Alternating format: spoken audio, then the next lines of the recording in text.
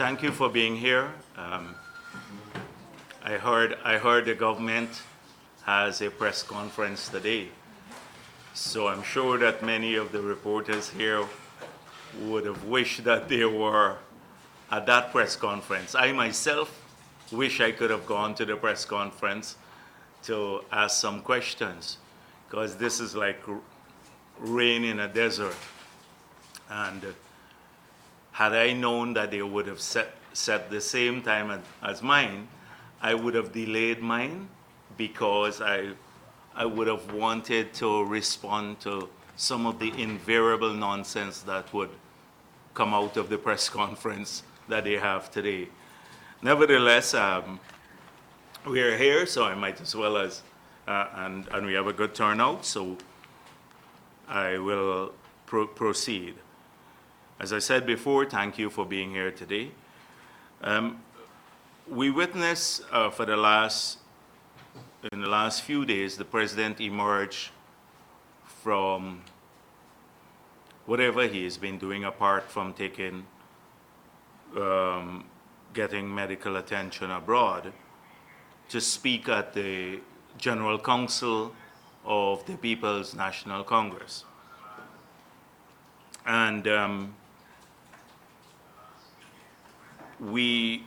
at that meeting, the president said quite a few things. He said they will win the elections. And the reasons he gave for them winning the elections, and I would like to just quote him, because it's good for our people to hear once in a while from our president. And this is what he said. He said, "We have worked effectively for the past 4 years to reduce crime and corruption. In this period, extrajudicial killing have vanished, the sale of illegal drugs is being addressed, healthcare, education, and social services have significantly improved, and we have dealt congenially with the public. We have been honest, reliable, and efficient, and have willingly worked the long hours needed to advance the economy, develop and move the country forward, and improve the life of the masses." This came from the Walter Lawrence, who in the presence of the president said this, the chairman of their party. Now clearly, I think it's an illness that has seeped into the entire PNC. For them to say that they have worked effectively for the past 4 years to reduce crime and corruption must not only be an understatement, but a totally laughable proposition. Even as we speak now, crime is the biggest topic in Guyana. Petty crime as well as serious crimes. And especially in the face of government incompetence and its ineffectiveness in addressing this. So clearly, that statement is not reflective of reality. I'll come back to the issue of crime in a moment.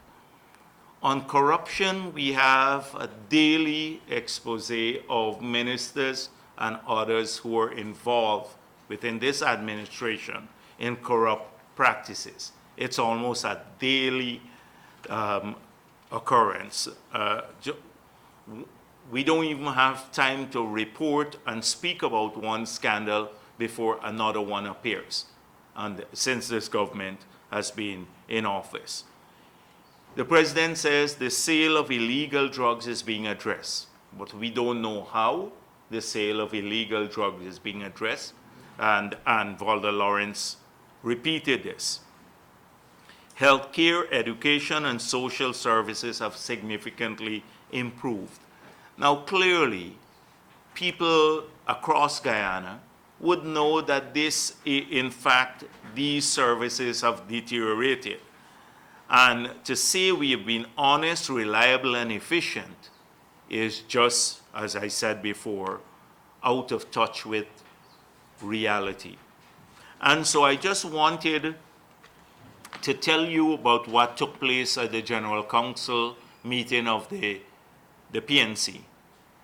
In the presence of Walter Lawrence and Basil Williams and Harman and the President and Amnali, in their collective mindset, in the ivory tower that they sit, this country is doing well, the economy is doing well, social services are improving, crime is down, and that we have a glorious future.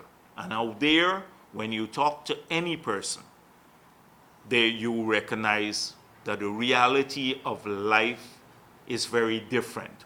We now have people losing their jobs by the thousands. We have a deterioration in social services. Crime and corruption have taken over almost every part of our country. Cost of living is skyrocketing. And people are just concerned that there is no leadership in the country. That's the reality of Guyana. So this is the mindset of the party that says that it will win the next election. This is the mindset of the party. They're unwilling to even acknowledge the problems.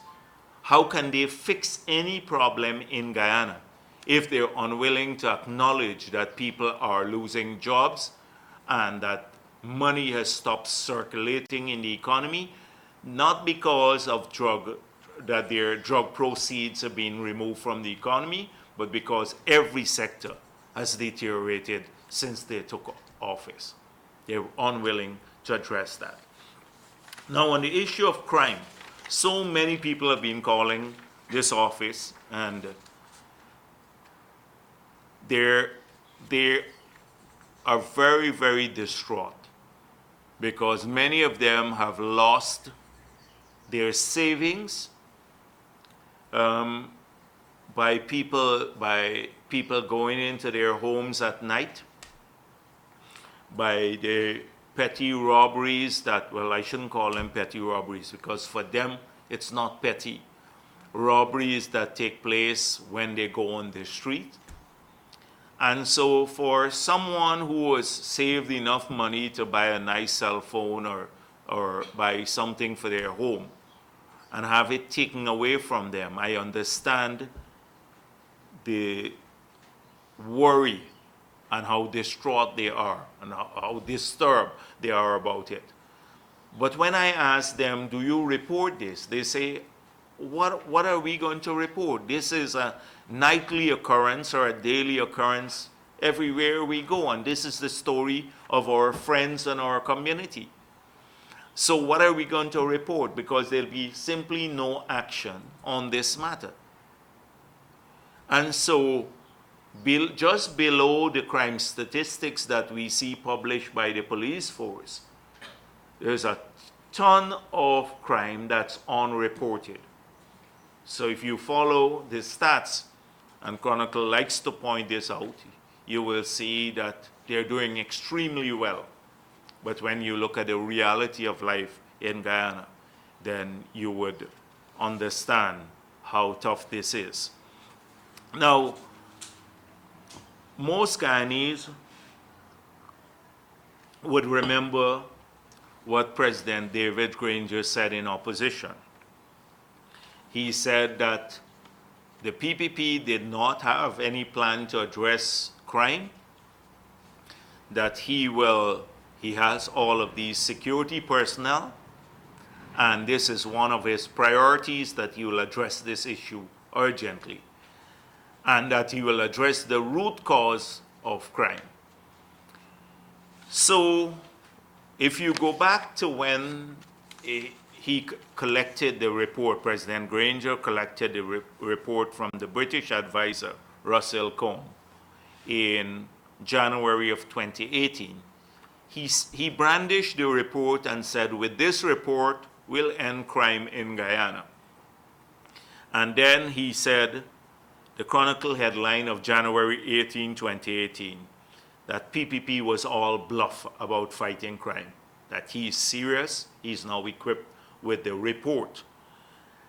And he repeated there in one of his statements that narco-trafficking was the source of crime, that it was the disease. We were addressing the symptom, and a lot of crime comes from narco-trafficking. Well, he has claimed that narco-trafficking has been eliminated by his government, but how is it that we've seen this massive escalation in crime? How is it that we have seen that? So this is a question we have to put to President Granger, because he himself last year in February said that the crime is the greatest impediment to human safety and prosperity. Yet today we have, and I agree with him, but what is he doing about it? He has offered no direction, no leadership. We don't know what happened with this report. He has an inept minister who is more interested in playing politics and imbibing alcohol around the country than addressing crime, whose utterances are often viewed with not only derision but seem comical to many people, because they do not really address the issue of seriously of tackling crime. This minister has been an utter failure.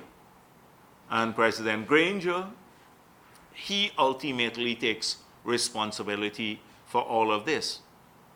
And so he has done nothing about it. I suspect a lot of this has to do with the demoralization of the police force. Remember, they took away the 1-month bonus from the police force, tax-free bonus. They said it was a bribe that the PPP was paying to the police force and the army and our firemen and prison officers, the 1-month bonus. They took that away.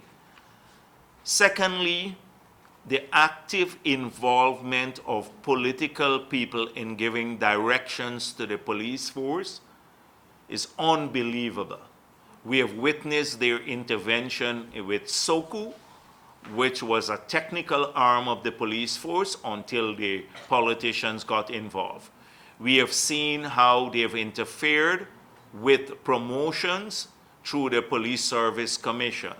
We've seen them do a commission of inquiry into the police force headed by Paul Slow, and we predicted what the outcome will be before the commission of inquiry was done, and that was the exact outcome as we predicted.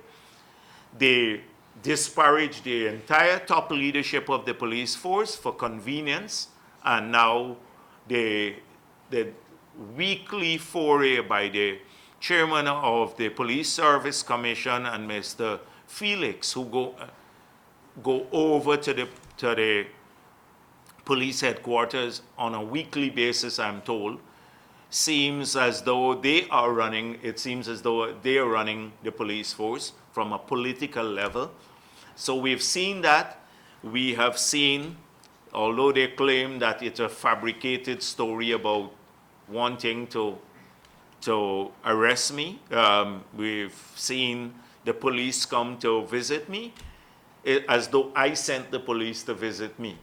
But it's fabricated. I sent the police, I called them and said to them, come visit me, take a statement from me. But it's fabricated. And more importantly now, what are the police doing now? With all of, it was bad before. I spoke about it last week, where sometimes I go to the National Assembly and I look out when the president is coming, or the entourage of the prime minister.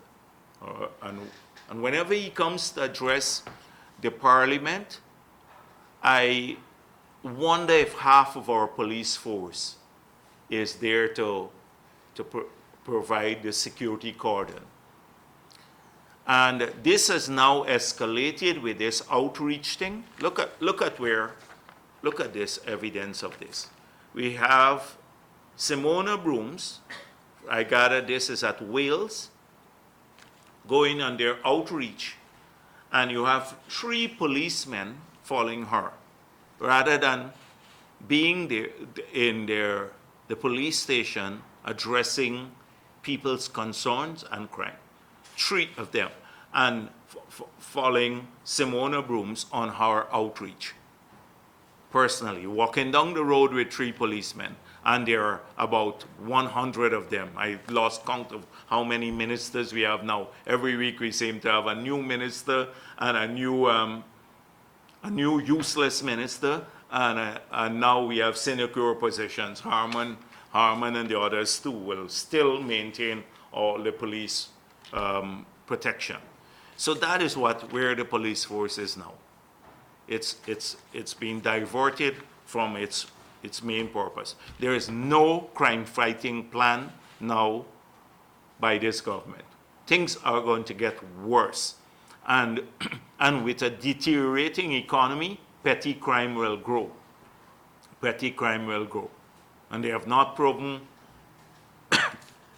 that they have been able to address narco trafficking, which the president said that he has now practically eliminated in Guyana. But whilst we are here talking, and I can speak about it like this, and they will just probably impassionately speak about the issue, there is personal tragedy in the lives of thousands of people out there who have lost limbs and lives and property. Every single day this happens. And we now, all we can do is to call on the government to address this issue seriously, because they're missing. There is no crime fighting plan. And the people who are supposed to fight crime, they now are doing other things.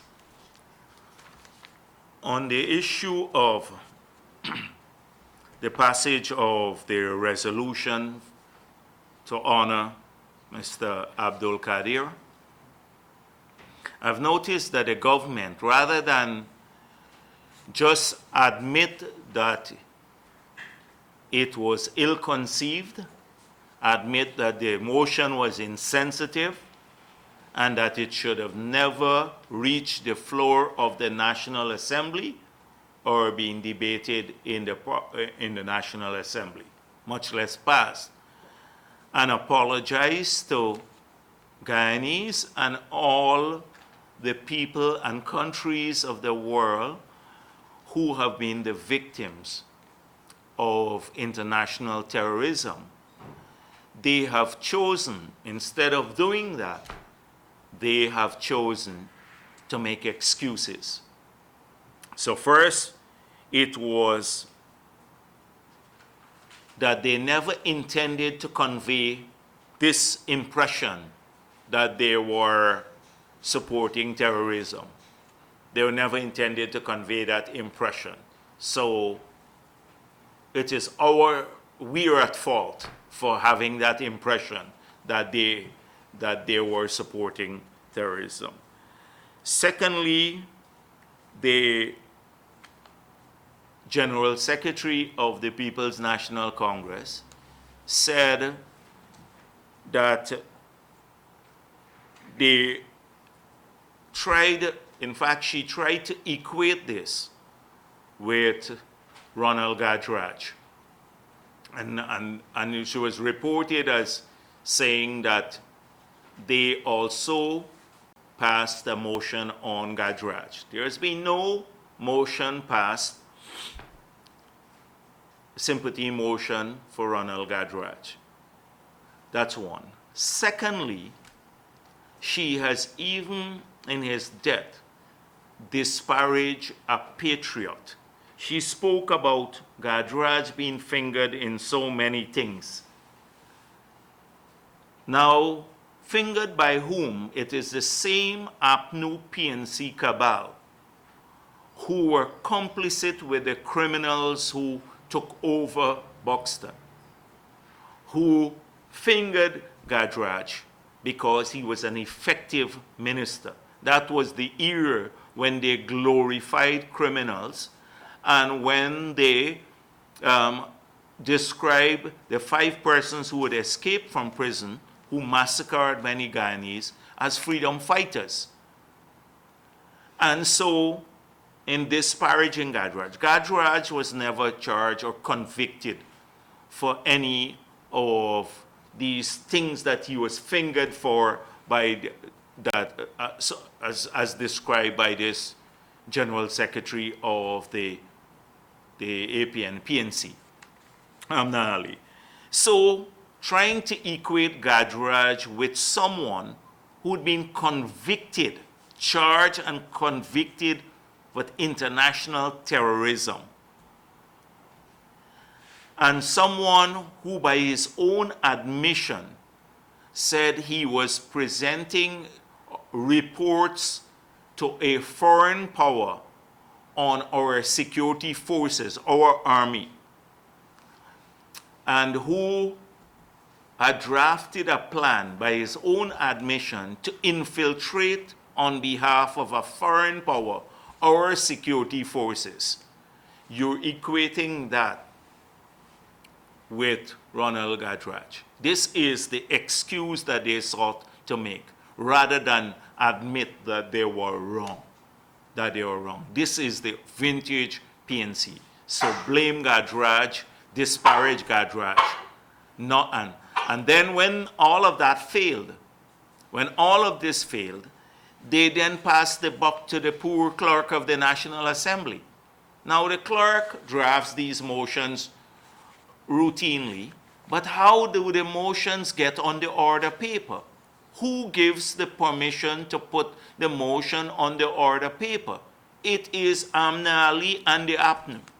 They give the clerk the go-ahead to put it on the order paper. So you blame the clerk now. The PNC has not come clean on this matter. And they're doing this for other reasons. Some people believe that it is there to appease a few people from Linden. But we've always made it clear that the family, the children of Abdul Qadir, and for that matter, anyone else, should never have to worry that our state will treat them any differently than any other citizen. People must pay for their own misdeeds, not their parents' misdeeds or their brothers' misdeeds or their sisters or their siblings. And therefore, the family should not be treated any differently than we treat other Guyanese. However, this motion should have never made the order paper. It should have never been debated by the PNC and supported by the PNC, and it should have never passed the National Assembly. This is a stain on Guyana globally. The one thing we were known for years of PNC rule was Jonestown. For many, many years, anywhere you go in the world, people, from the time you say Guyana, they say Jonestown. That's all they knew.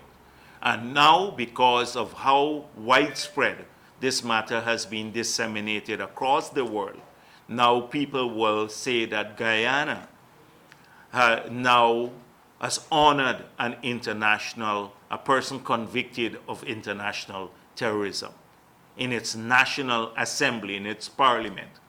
And unfortunately, doesn't differentiate. I, as a parliamentarian, or all the parliamentarians when we go abroad, or all of our people get tainted by this. because they believe these are our representatives. That's how the world will see us for a long time to come, a long time to come. And every time you try to improve the image of this country, this is what it gets taken back to.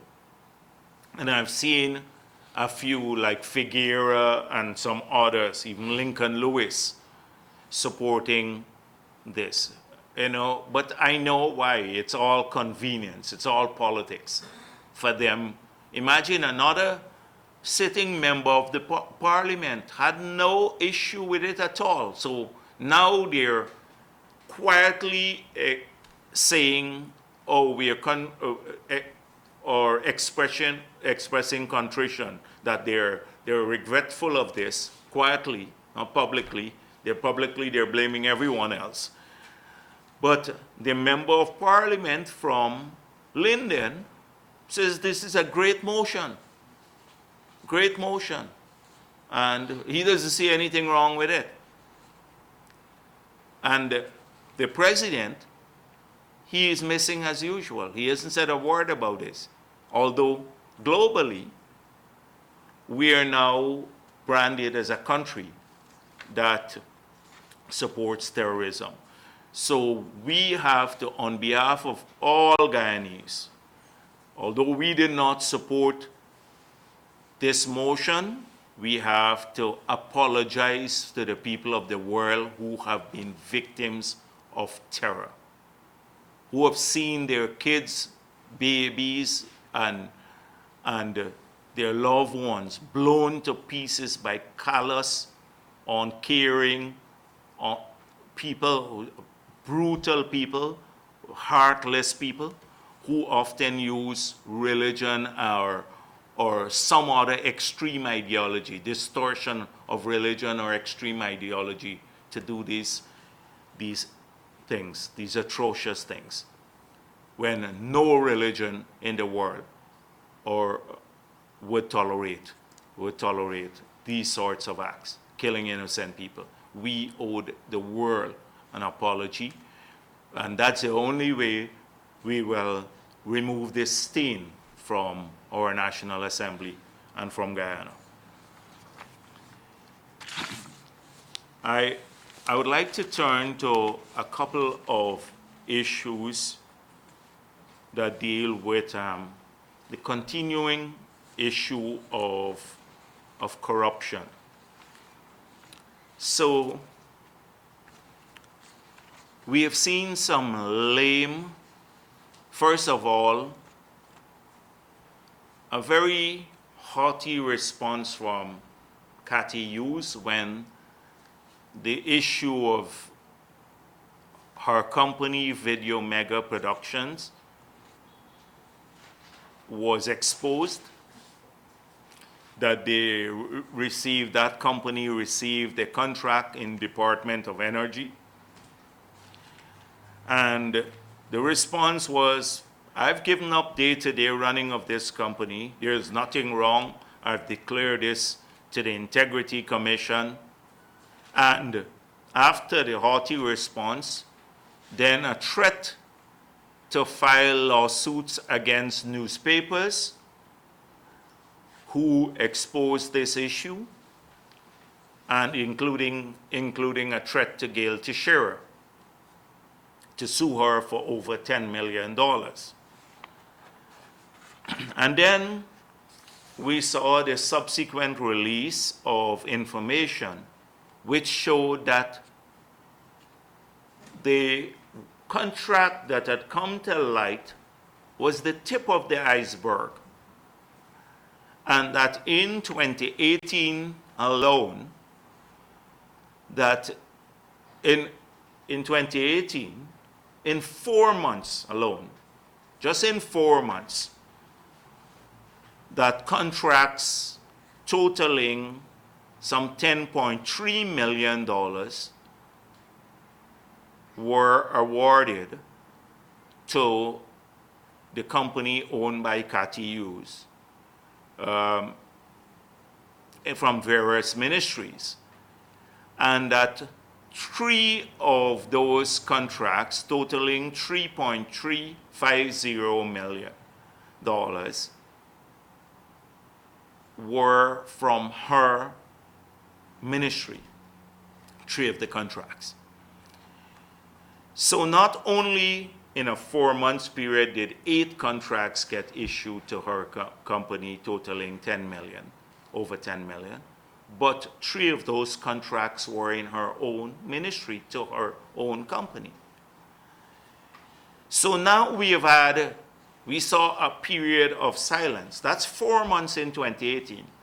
We don't know how many other contracts this company got in 2015, 2016, 2017, and in the other months of 2018, and in 2019. We don't know as yet.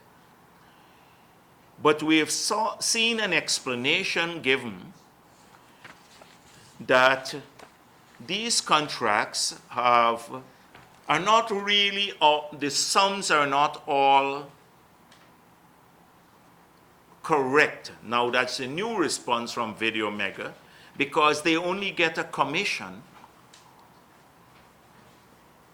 for the contracts awarded. And so they will get between 10 to 15% of the contract value. So the minister doesn't see anything wrong with her company getting a contract in her ministry to place ads in the newspapers from which they will get a commission. So the issue is not whether they got $3 million or $2 million. The issue is the conflict of interest and how they got this contract. And in responding in today's paper, I saw this invoice. So an invoice where they're trying to prove this point, that they only got $406 million, $406,000 as the commission from the Ministry of Natural Resources, on whose behalf they had placed some contracts. But if you look at the name there, Ms. Beverly Alert, Administrator, Ministry of Natural Resources, Lot 96, Duke Street, Kingston, Georgetown. This is one of the invoices was sent to her.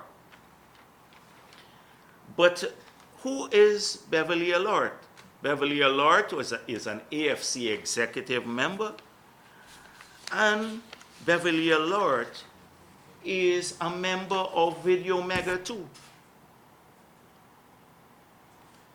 So look at this. We printed this from their website, and here is Beverly Alert in a nice picture here. And this is the invoice from Video Mega sent to her now as administrator of the Ministry of Natural Resources. So this conflict of interest goes even deeper. And so you have people who are working for Video Mega now, who are working or part of the company as per the document we downloaded, now who are working in government, contracting their own company too, or the company that they work for. So if this does not warrant a full-fledged investigation, in fact, this should have had, if this sort of thing was exposed in other parts of the world, the president should have demanded the immediate resignation, because this is a minister giving her own company contracts within her ministry, regardless of the sums involved. And then with this other enhanced conflict of interest. The thing that bothers me most is that the minister said she had given up in the first statement day-to-day running of the company. And so I'm sure if you ask Kaichor News, and I want to ask Kaichor News to check who signed, or to do an investigation, who signed the checks from Video Mega that came to Kaichor News to place the ads, then you will see the minister sign the checks. You can't give up day-to-day running of the company from 2015 and then be signing checks to place ads on behalf of the company. So I'm asking the Starbuck News and Kaichor News and all the other papers and where Video Mega has placed ads before to check in their own records, which you will have, who signed the checks on behalf of Video Mega. And then that should put the matter to rest definitively, finally. So please do that, and then you will see really the extent of the corruption here. And I wonder if the lawsuits will now proceed, given this additional expose. In fact, it would be very interesting in court. We thought this was, if you think this is the only case of corruption happening, so in the Ministry of Public Works, in 3 months, from January 4th to April 8th, just 3 months and 4 days, contracts of $479.9 million were issued through the Ministerial Tender Board. This is unbelievable in 3 months. And most of it is through selective tendering or no tendering. And so we have looked at some of the companies that got the contracts. Some are, we checked the registry and we can't find any documents incorporating them as a company or with a business registration, some of the people who got these contracts. Some who got multi-million dollars contracts just have a business registration. We're in the process of finding out the names of the people to whom these company, not the business, the trademark is registered to. And some are companies, but most of these were newly formed. You have some fancy names too, like over $6 million to a company called a Creole restaurant. A Creole restaurant, over $6 million. And this is for contracts in the Ministry of Public Works, to do public works. One is a Creole restaurant. Anyhow, you would say, if you see the names are actually funny. They could have been more creative.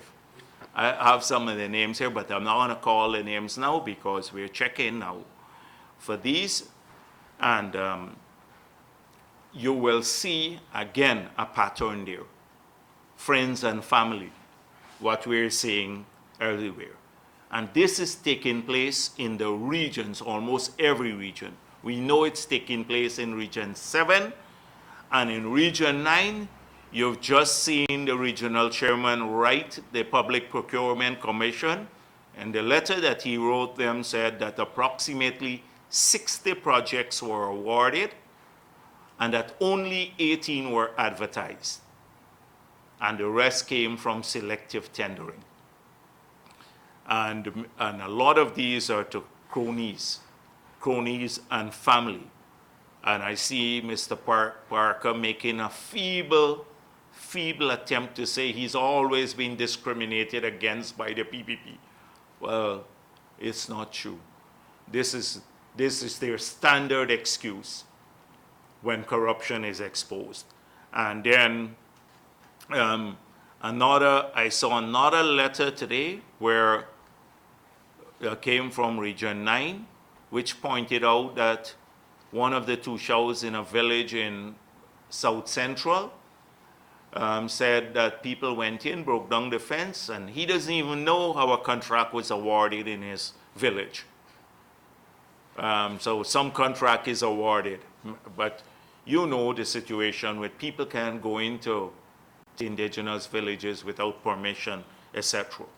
So that is taking place right across the country. There is a grab. As I told you before, it was bad before, but after the no confidence motion, it seems as though there's a feeling that they're on their way out and they should grab as much as possible in this period. And therefore, we've seen this, the enhancing of this.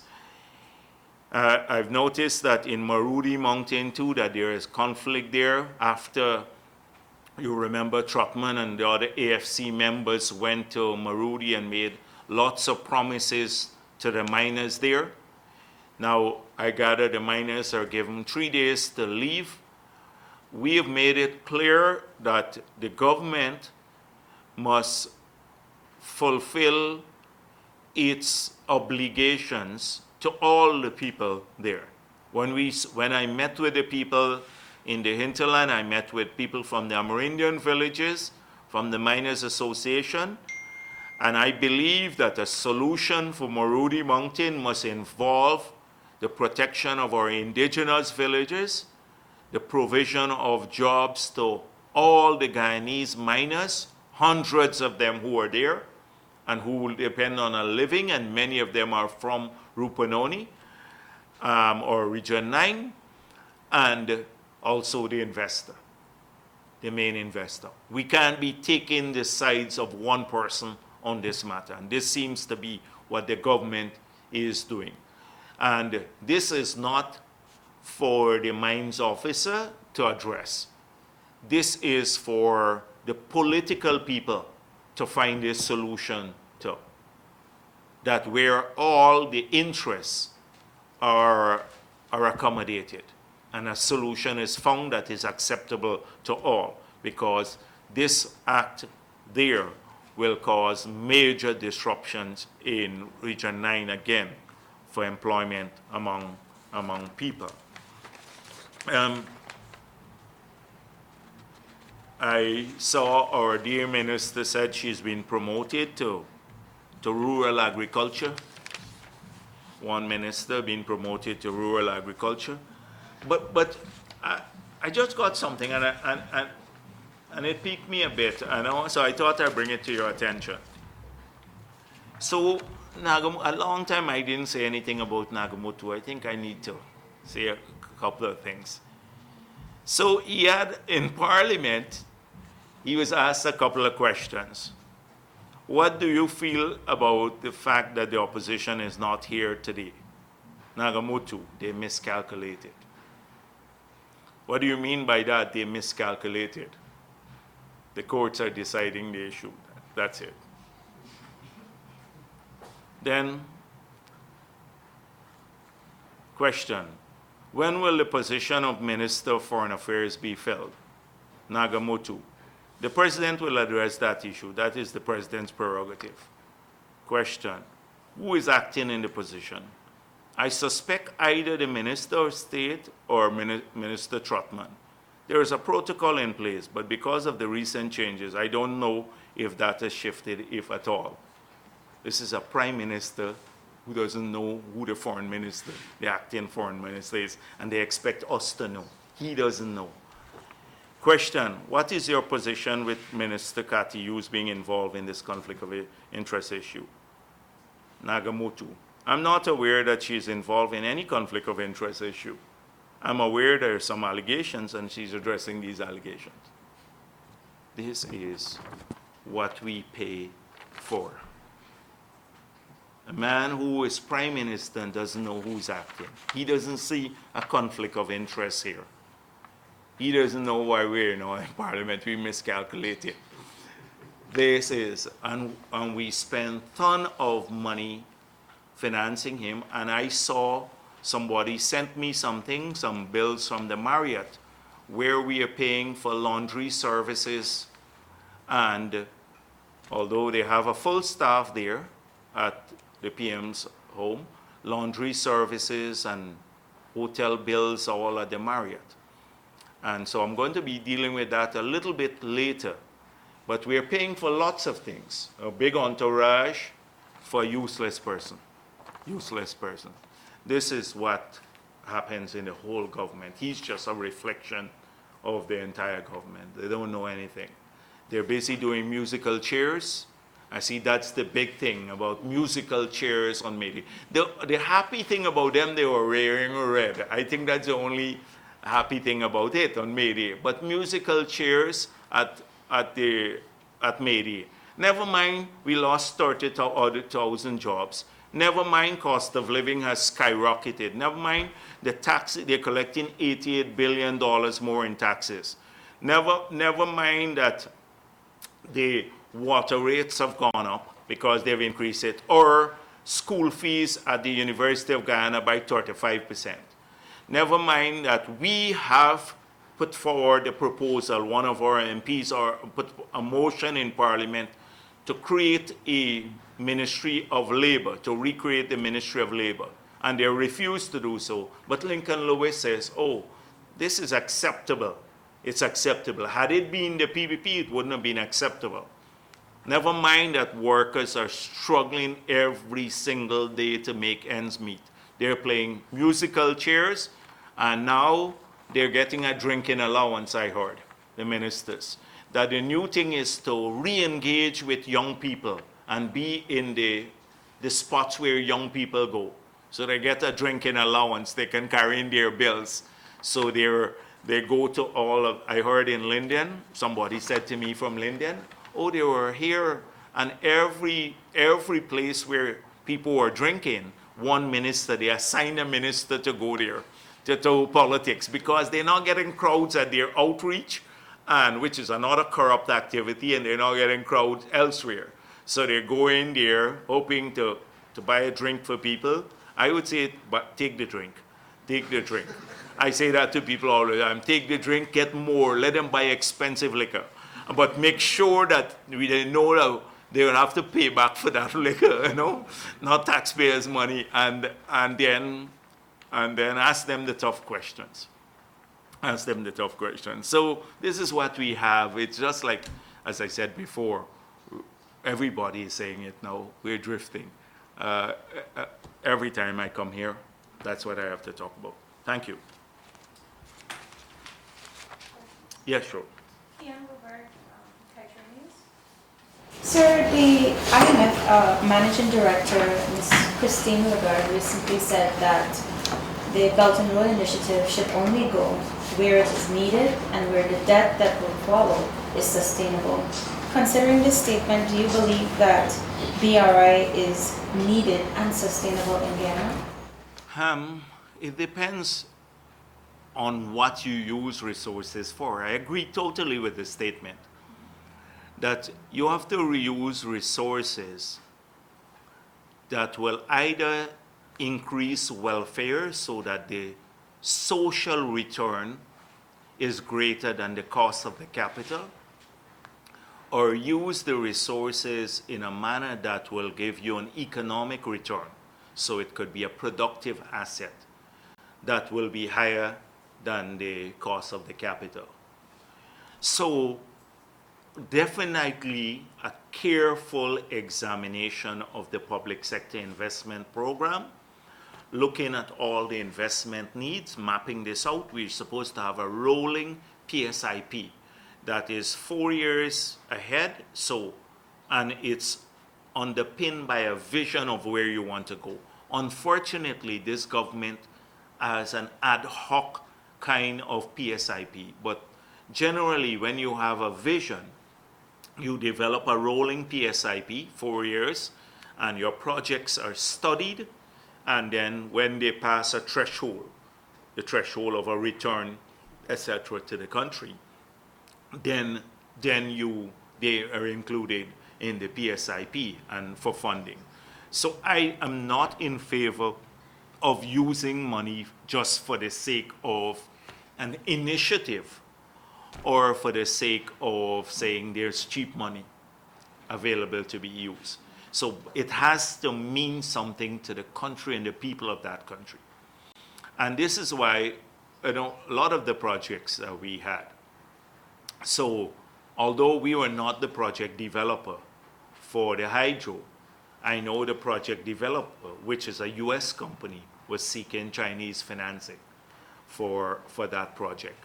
But they are the US company. We had a power purchase agreement with them. The airport was different because we look at the cost of, we needed a new airport to improve our non-traditional exports, improve tourism, and modernize the airport. It was built since the 1940s. It was built as an air base. And so that airport in itself, with a volume growth, would have paid back for itself. That's productive use of the money. And there is a huge differential in the cost of capital between what the market, if we had to borrow market rate, versus the cost that we got there. So every project has to go through that. That's the only way. Not because we'll get oil money in the future years, we must go on a spending spree. We have to make sure that it's directed to the sectors that make a difference in people's lives. So, sir, if I got you correctly, you're saying that you are a proponent for BRI, but at this point in time, a careful analysis needs to be done before we sign on to it? I'd say that generally, because not before the Belt and Road Initiative, we engaged with China on these projects. So it's not the Belt and Road Initiative that will be the cause of the engagement. It is the necessity for public infrastructure and other things. And then would the source of capital be competitive? So this happened long before. I suspect this is an initiative of the current president of China. So, but our engagement with China preceded this, and after this president will continue in the future, like how the Chinese relationship has been over the years with successive administrations in Guyana.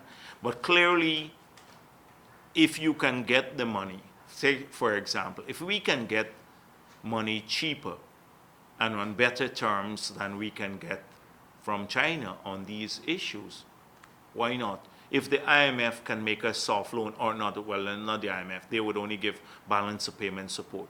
But say the World Bank could give us a soft loan on these matters, or the Inter-American Development Bank, we will use those projects, the funds there for ahead of any other more costly fund. Okay. Now you outlined a number of issues where the APNU AFC administration is concerned, where they're falling down in terms of crime, corruption, and so forth. In light of these points that you've highlighted, do you think that the government has made it easy for the PPP to win the next elections? I think people have seen the true nature of this government. We pointed it out in the campaign trail, that they went into government with a lot of promises, vague promises, and some very specific ones. Vague in the sense that they were using, they will raise hundreds of billions from corruption, stopping corruption. You remember the $28 to $35 billion through procurement fraud every year. They said that drug dealing, that 15,000 ounces of gold, that's about $1 billion. That works out to $1 billion per year. They will get all of that money and stuff like that. And then they made promises that we know they had no intention of fulfilling. And then they proceeded to exclude all the young people from the government. They became corrupt, totally corrupt. In fact, in 4 years, They have done more harm to institutions to fight corruption that we took many years to build. They have destroyed the Procurement Act of Guyana by not complying with it. Secondly, they undermined the Integrity Commission by them not having to submit their statements to the Integrity Commission for 2 or 3 years, the first few years in office, every single day, by trying to interfere with agencies in the award of contracts, etc. So they became very corrupt too. Whether that allows people to do a comparison.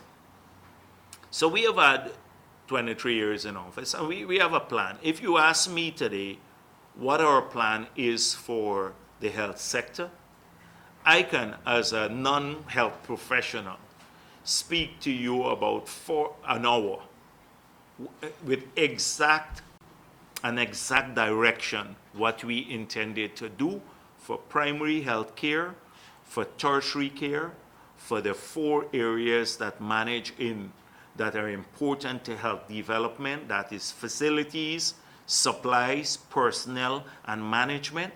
These are the 4 things that make healthcare delivery important. We had a plan for all of these. About the training of our doctors for the first wave when we trained them on the personnel level was to have the general practitioners, and by now we should have been in the second wave of having them specialized. I can tell you in great detail about how our work would have been in government and working through a system of incentives with the private sector to tackle tertiary care. You ask this government, the minister, and there is no clarity until now. And there is no clarity. If you ask me about infrastructure, I can outline our infrastructural plan for the next 10 years. That we already had. Of course, we're updating now for our new manifesto and stuff. But there is no direction. And so people are seeing this now. They're seeing, first of all, the lies about us being exposed because we were deficient too. Somehow we believe that people would not believe things if they're not true. And sometimes perception is reality. And that's why we made it clear every time I come here, I come with facts on a minister. You don't hear like their past, oh, vaguely this minister is corrupt. I came here and gave you facts about the minister, Valerie Patterson, that turned out to be true. Secondly, with Cathy Hughes, true. We pointed out about the minister, a whole range of things. Like I'm giving you the figures for the Ministry of Public Works. We have looked at the PPC report on Patterson. These are factual things. Durban Park report, factual. So that is, people are now judging, they're looking at the rumors that they heard about us, they're getting a chance to listen to us, they're hearing explanations, they're comparing. So, and in that comparison, they see a PPP that would always focus on improving the lot of all Guyanese. People of every single race or religion or gender. And they hear us consistently at this press conference. Almost every week I speak about the need to bring people together. That in our party, I pointed out how the deficiency that we've attracted a lot of Indo-Guyanese, we've attracted a lot of Amerindians, but our party has a deficit of Afro-Guyanese enough, and how we are working to correct that. You don't hear the same sort of admission. And I pointed out the rumors that kept people away from us too, and how we're trying to break down the stereotypes by talking to people, etc. We're trying to include more people. We're saying we'll manage for everyone, including if you don't vote for us. If you don't vote for us, we will still include you in our vision for the next government. Contrast that with a statement from Valda Lawrence.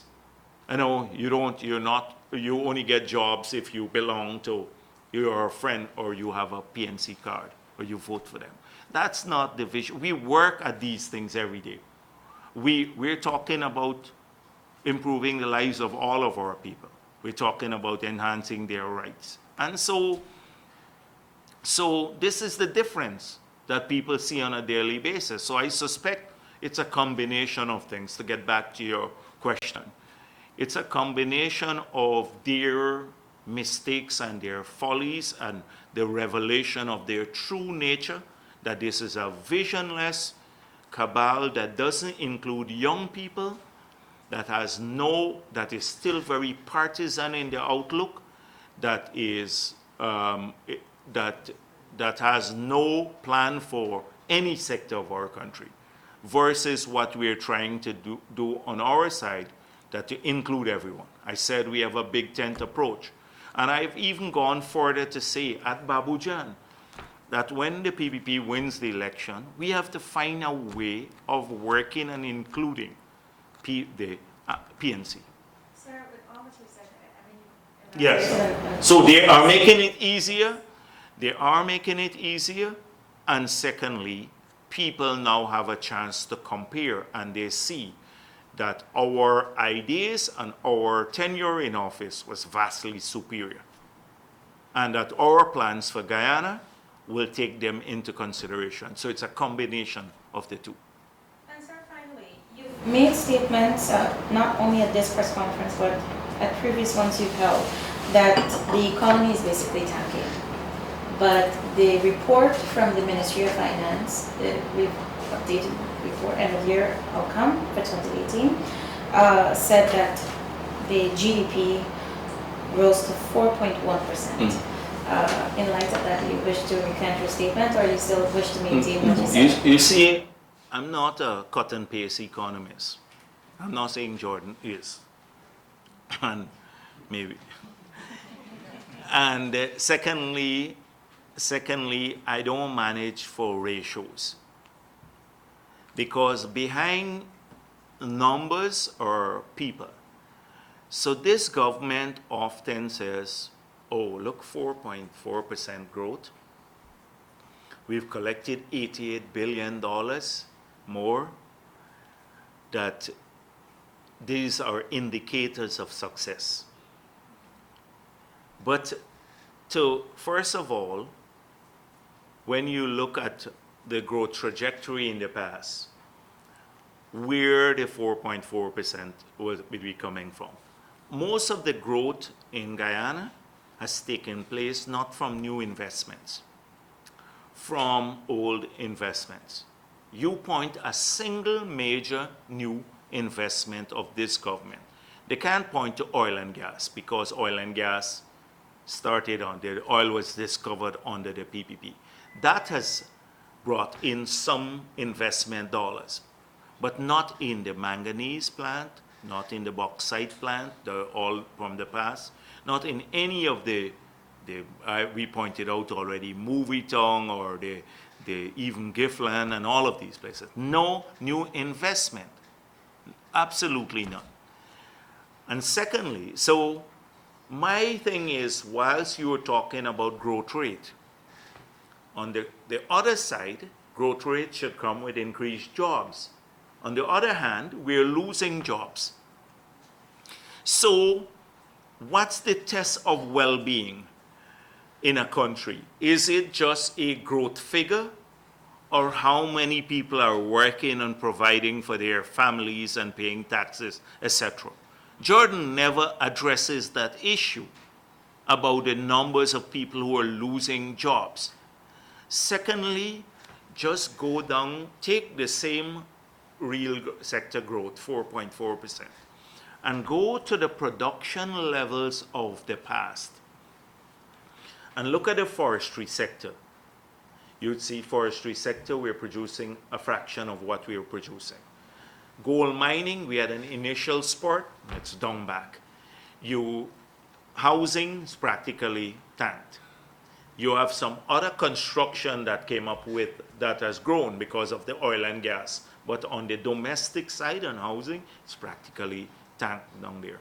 The rice sector is on an even keel, but now they have problems because of the government's policy. Sugar is down. So almost every sector that manufacturing is down. You see some services have increased, and some of the construction, etc. So look beyond the 4.4 and you will percent, and you will see thousands who have lost jobs, etc. Then on the 88 billion they collected more. That's money that people had in their pockets.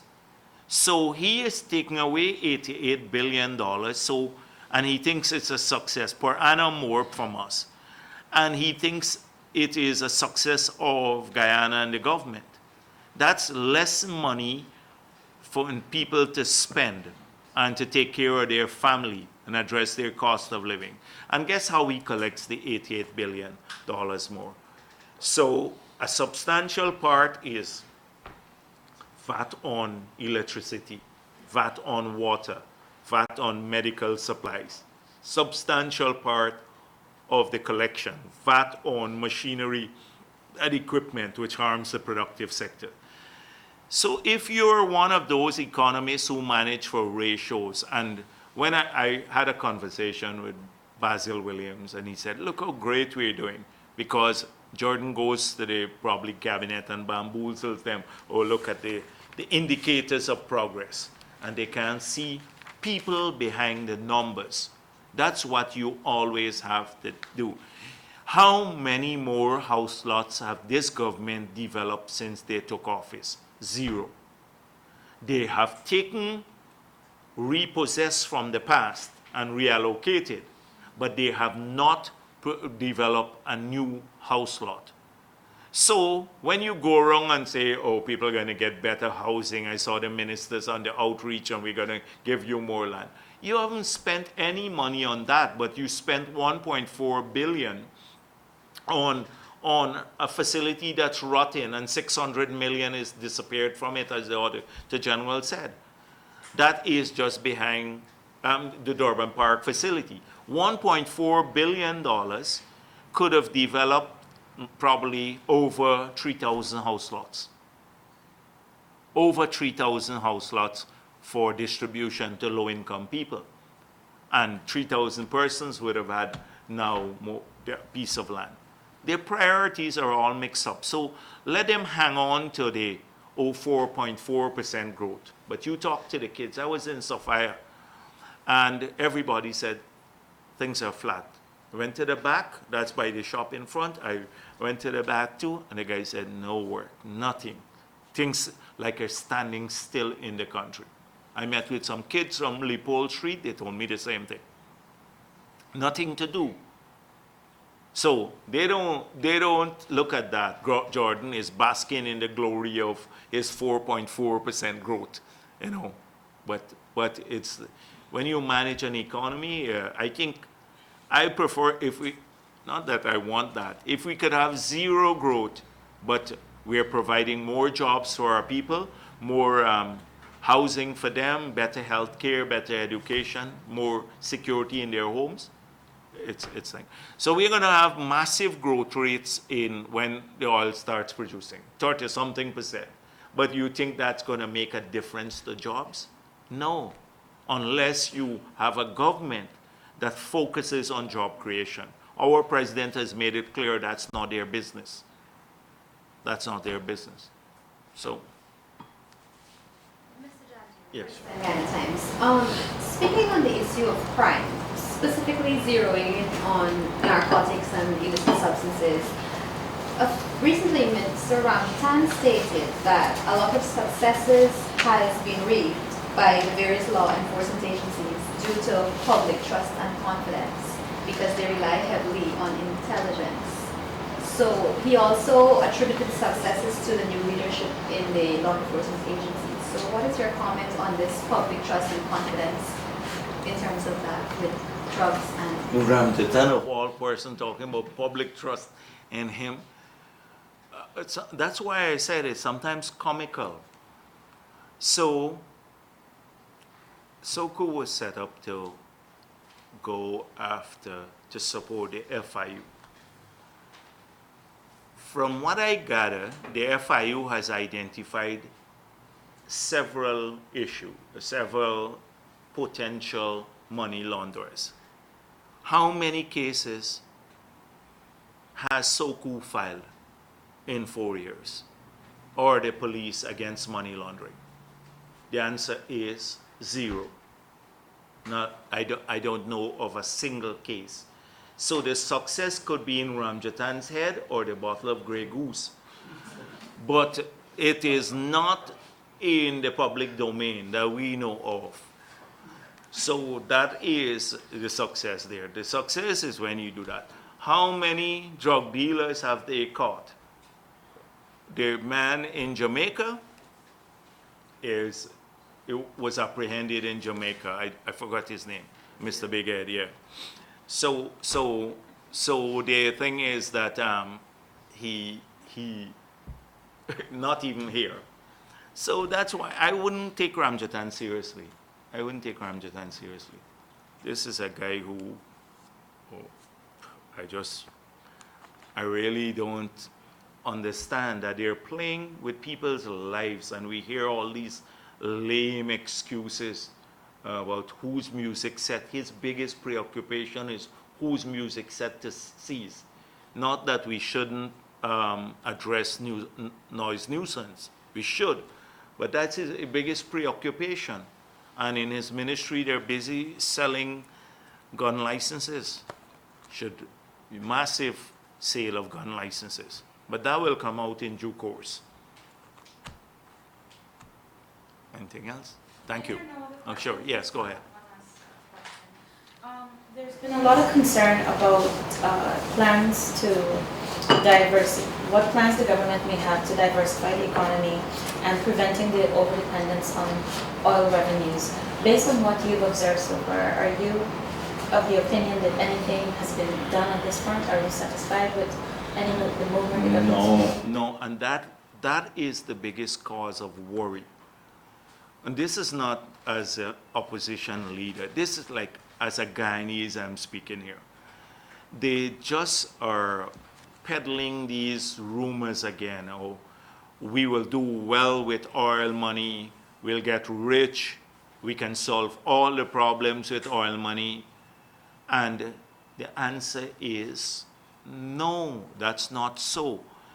Even if we get a lot of money, and we're not going to get a lot of money in the initial years, but even when we get a lot of money, if we don't focus it on what you just said, on the economy and diversification, then we're going to become like Venezuela or many other countries that produce a ton of oil, but their people don't have food. And this is the problem with this government. No plan for as to how we will use oil resources to create thousands of jobs for our people.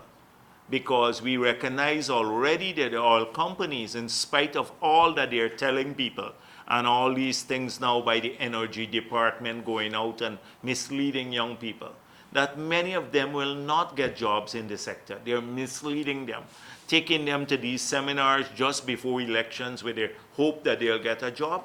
And if you listen to the people in the oil sector talk about how many jobs they're going to generate, and it's a limited number.